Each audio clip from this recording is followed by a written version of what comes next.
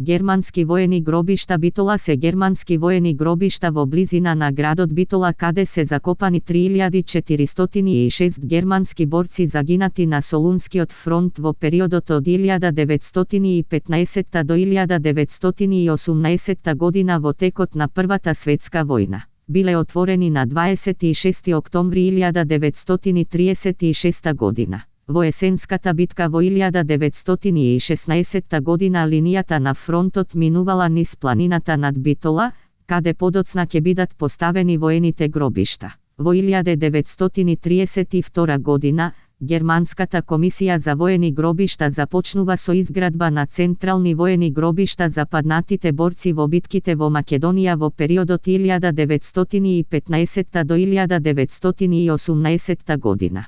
Како благодарност за отстапувањето на земјиштето за гробиштата во 1936 година градот Битола од комисијата добива ѕвона, кои се вградени во саат кулата во центарот на градот, од каде и денес во определено време може да се чуе една македонска народна песна и песната за добриот пријател. Гробиштата се обиколени со цврст кружен ѕид од гранитни блокови, од кои е подигнат и влезниот простор налик на кула.